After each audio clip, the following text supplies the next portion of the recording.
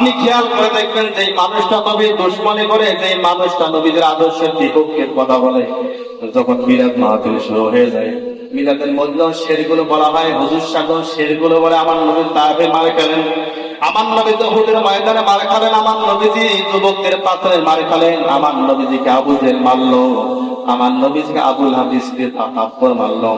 এই কথা শোনার পর মিলাদের মধ্যে দেখতে অনেক মানুষ চোখের পানি ছেড়ে দিয়ে মিলাদ করে কান্না করে।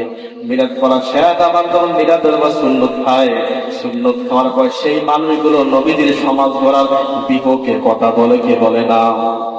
জোরে বলেন, বলে কে বলে না? নবীজির কান্না মাখা চেহারা করাটা অনেক মানুষ কাজটা করে, কিন্তু সেই নবীদের আদর্শ, নবীদের সমাজ করার সমাজন হুজুররা দাঁড়ে দাঁড়ে যায়, সেদিন সেই নবীদের বিপক্ষে কথা বলে আর বলি আমরা শরীয়তের আইনে বিশ্বাসী না।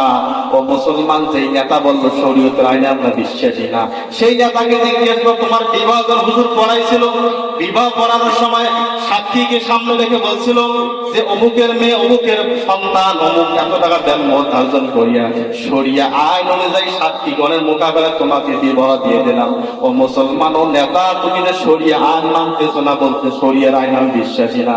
বুঝে হবে তোমার স্ত্রী তোমার কাছে হারাম হয়ে গিয়েছে, তুমি যতদিন স্ত্রীর সঙ্গে থাকবে ততদিন পর্যন্ত তোমার আমল নামা আল্লাহ জিনার গোনা পৌঁছায় দিবে। জোরে বলেন নাউজুবিল্লাহ। এক নেতা বলছিলেন যে আমার শরীয়তের আইনে বিশ্বাসী, তাহলে তোমার স্ত্রীটা বেহারা হয়ে গেছে। আর সেই নেতার আদর্শ আমরা পেছনে ঘুরু ঘুরু করতে উড়াই, যারা শরীয়তের আইনে বিশ্বাসী না, কিয়ামতের দিন আমরা নবীর আদর্শ দাবি করলো, আমাদের পক্ষে কোনোদিন নবী সুপারিশ করবে? আল্লাহ তাআলা আমাদের সকলকে নবীর আদর্শ নিজের জীবনে বাস্তবায়ন করিয়ে যেন পরকাল দিবসে যাইতে পারে।